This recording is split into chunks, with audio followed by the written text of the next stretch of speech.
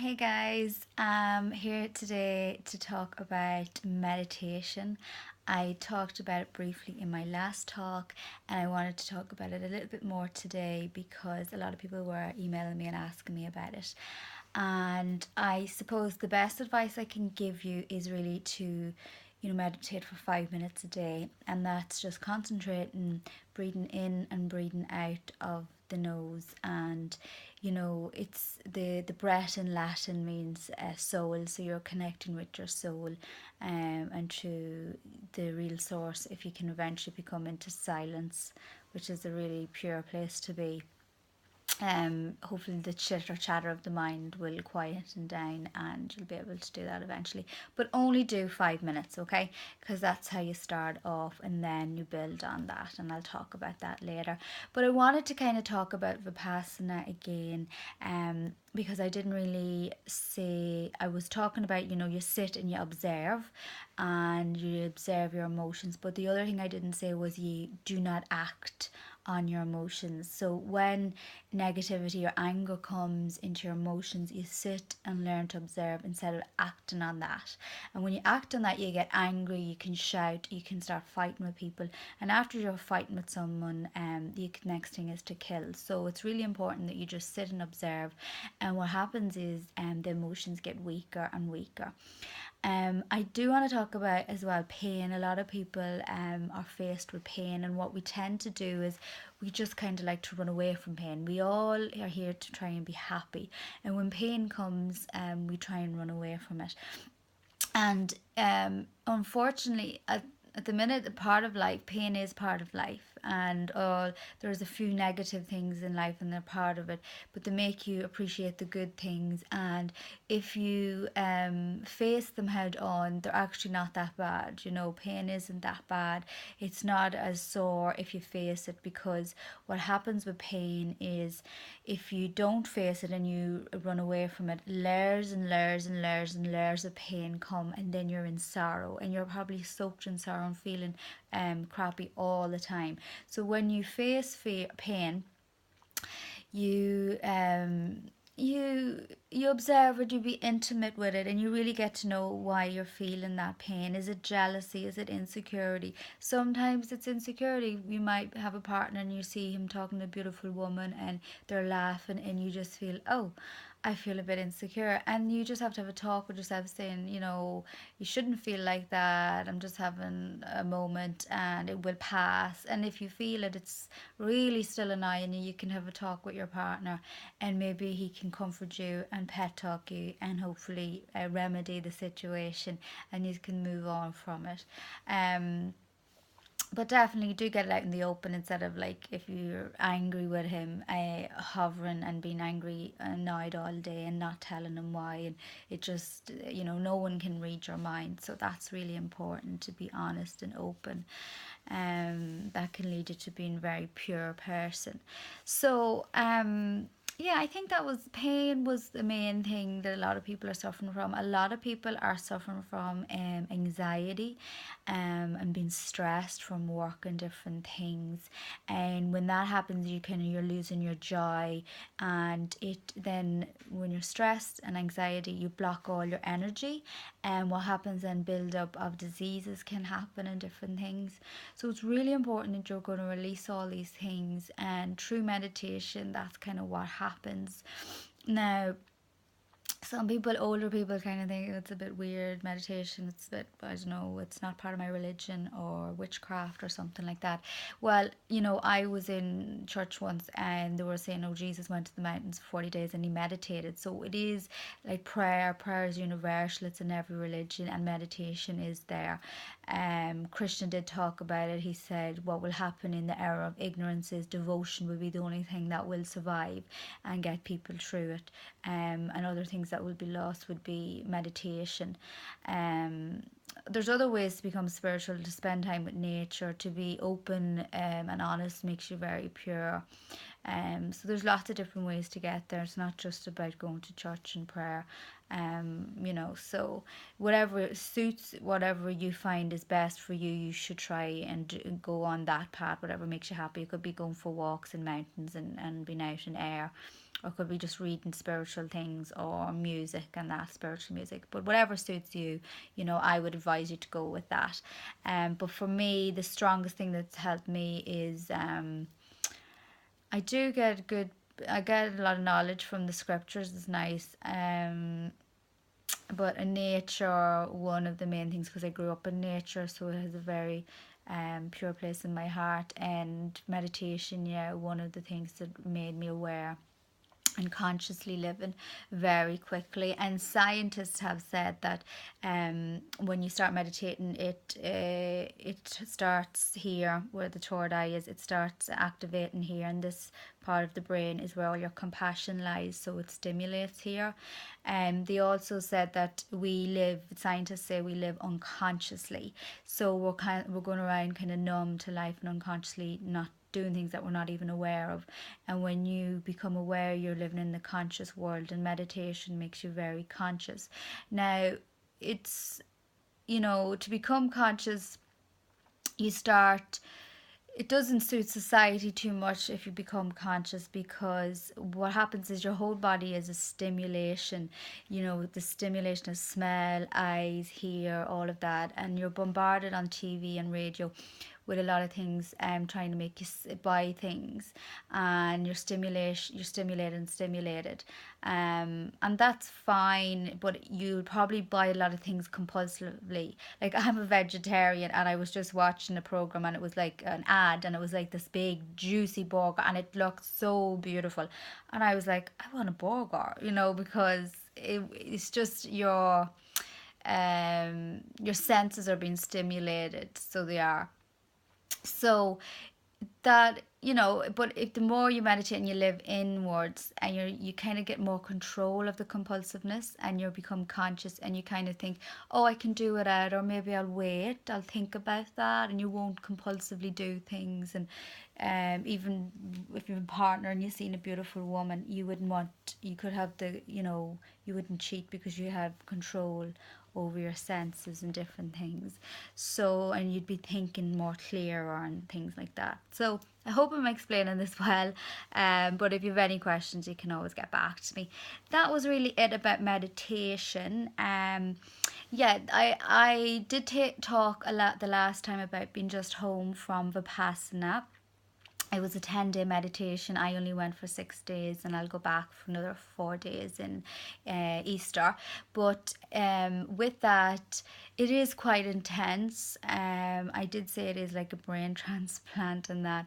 But for me, people that want to walk on that path, for me, champions, warriors go down that path, and I commend anyone that does it. It's a hard thing to do, but it's really worthwhile doing. A lot of things in your life would change. You'll clean out energies. Even when I came back from my first time I went, I didn't know, my sponsorship in New Zealand would go through, and it all went through and everything for me.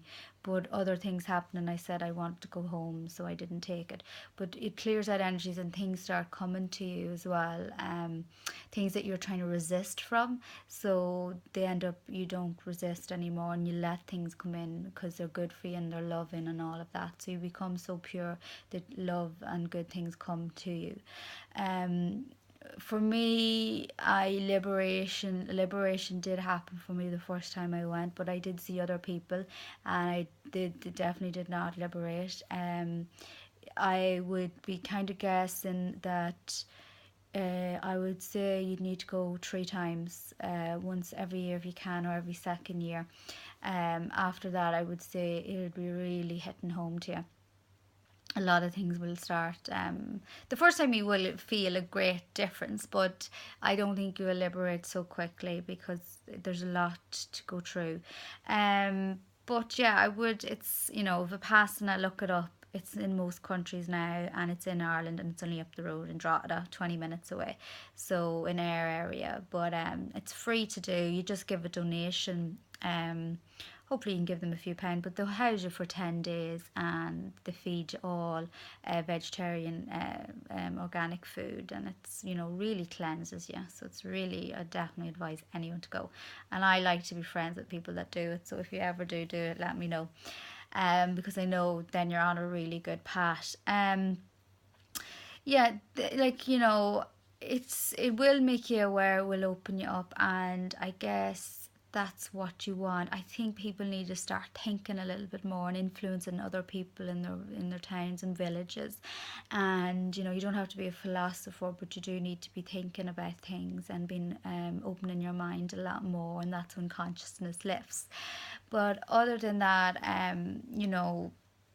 you just don't want to go around being absent, you like zombies. So be more alive, be more with it, and be open to things. And I always use the word possible. It's always possible. So don't be a bigot and think, be negative. Just be thinking, oh, it's possible, and give things a try. Don't knock them until you try them and see for yourself. So when I went to even Vipassana, people think, well, was there anyone there? Well, there was, but there was 60 of us. There was 30 boys and 30 girls, and wow, the men were in every day before all the women to sit, and they'd stay on longer and all of that. So I was kind of blown away. I was like, there's really good men coming into the world, and better than women. So it was good to see that. The other thing I want to talk about as well is I will talk about yeah, it's there's two things I want to talk about. Well, I'll say with passing that, like, you're dependent on other people's charity, because when you go and do it, because people donate and all that, and that was it's important to go and donate something. And yeah, it reminds me of this story of Oprah Winfrey as well. Like, she opens schools in Africa, and she also, it's a lovely story, in Africa, she gave all her charity away because she opened these schools, and the girls she found were from, she just went all around Africa and found these little girls. And she said one girl she just found under a tree, so she did.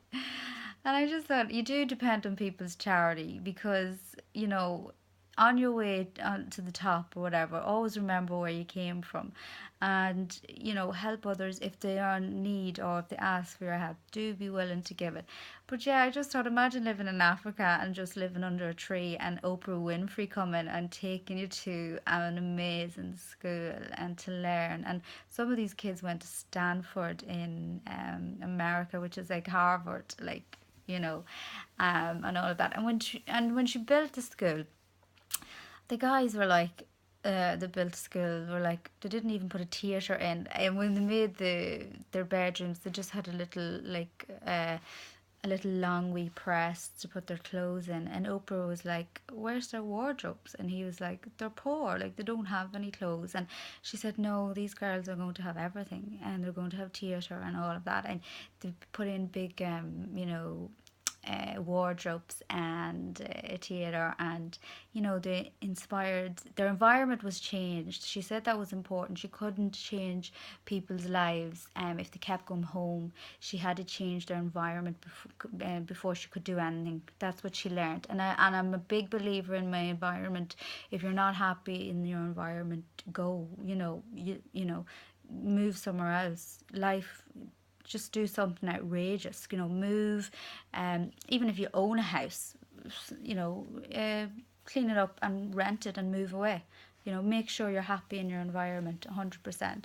So yeah, she took these kids and changed their whole lives. So it was really cool. And that's what I wanted to talk about on your road to changing your life, and becoming well known, or preparing yourself for that. I liked what Angelo, I keep calling her Angelo, it's Maya Angelou. She's one of my favourite mentors at the minute, so she is. And it's great because she has passed on. I've never met her. She lives in America. But we've never lived in a time before where you can just hook in, buy a book, who get into YouTube and learn everything about her and be there with her and be there on all her speeches and everything. You know, YouTube is amazing. So you can learn so much from people that have passed on, or people that you know are really good at what they do, but you might never be able to meet them.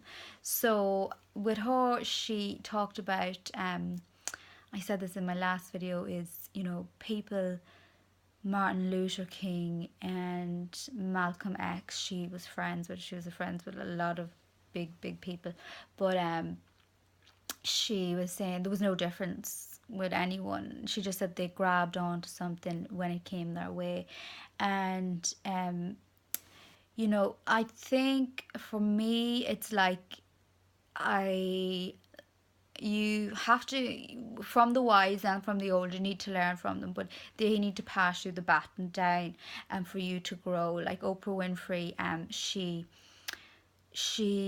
is was used to watch Martin Luther King, and that's how she became who she was. And she did an interview with this guy a few years ago, and on the day that the interview was being done and she was talking about Martin Luther King, he actually was the day he died. So it was really like she couldn't believe it. So things in the universe do happen and things align with you, and if you sometimes you look at someone, you're like, whoa, they're on the same path as me or the same level, or I want to be as them. They do align to you, and sometimes you end up meeting them, or you end up being very inspired by them, and the universe gives you like a sign, nearly a sign saying he knew what she was doing, because she had the interview the same day he passed on. So, that's how I live my life by as well, signs. But yeah, to get on, she was, so to be passed on the baton, but she was saying, anyone can aspire to that, and that there's a danger in that when people put people up on pedestals, because they think, oh, I could never do that, they're far more than me. No, the seed is within everyone, and you can aspire to anything that you want to be, so always remember that. But what she did say, which I liked, was she goes, don't pick up the stick. The baton can be passed on, but don't pick up a stick when people are saying, oh, you're brilliant, you're fab, blah blah blah, because when they do turn around and say, oh, you're shit and you're crap, you don't have anything to drop because you never picked up anything. And that's when you become very humble and humility comes. And when you do become those type of people in your village or your town, and you're trying to help, or whatever platform you want to be, if you want to be a baker, or you want to, change people, women's rights, or you want to do whatever you want to do, um, people might put you on a pedestal, but people that are very humble don't put themselves on pedestals. Other people will, because at some stage they'll want to throw you off that. So make sure, just stay humble. For me, I believe that once you know that you're nobody, then you'll finally realize that you are somebody. So you need to be very humble in life, but you need to think about life, because a lot of people out there are not happy in their jobs. And it's different if you live in India, because if you left your job, you couldn't survive, like you'd probably starve to death. But in Ireland that doesn't happen, or in most countries. Like, if you need time away, I would say leave your job and go and think about what you want to do with your life. You know, I ended up doing that, and it was the best thing I ever did. Now, I was a bit stressed because I always have worked all my life. I've actually worked when I was 13, I worked in my dad's bookies. And I did lifted glasses when I was 15. Then when I was 16, I was working in another pub, and I ran the pub. Like closed up, did everything, and yeah, I've always been working. And so for me to give up work, and I was off for 3 months, it was hard, like, because I was like, what am I going to do, blah blah blah. But it gave me loads and loads of time to decide what I want to do, and now I'm on the right path and everything. And I know this lovely story about this other girl. Something similar happened to her. What happened was, she was in a local job, and they were kind of snooty to her. They were like, oh, you have a master's, and you're like just working in an office, You know, you didn't really get very far with your masters, blah blah blah. So she was just like, fuck this. I don't really curse. And yeah, she just said, you know, there's a big thing, you know, oh, going on the dole, you know, it's kind of frowned upon, which it is, you know, because it's kind of say people that don't want to work and are lazy go on it, but it's there as well to help you. So she just said, oh, she just did it, and for I think 6 months she searched and searched for work abroad, because she was like she had a big master's in a science lab and everything. She ended up getting headhunted in Cambridge and London, headhunted in LA. She was got a job in New York. She went to LA. So, you know, the world is her oyster now. Instead of coming back to her wee local town and working in a shitty office that she didn't want to do, and everyone being, oh, you did a big, you know, masters. Yeah, she just took time off and she went through all the jobs and applied and she got there. So, you know, if you need the time, I would advise you to take it off and don't be caring what anyone else thinks. That's what everyone was saying. Oh, you never leave a job until you find another one. Well, you don't have time to find another one when you're in a job, and you know, you'd probably pick the wrong one. You just pick one just to get away from the other one. So, you know, take some time out if you need it. For me, it was the best thing I ever did. And it made me see what I wanted out of life, and that's important because this is your life, and make it a good one and make it a bright one, and you know, make it a joyous one. You know, you want to be happy. So that is all I have to say for today. I think that is it. You always forget something, but anyway, I'll just remember it the next time. And yeah, I'll talk to you soon. Bye.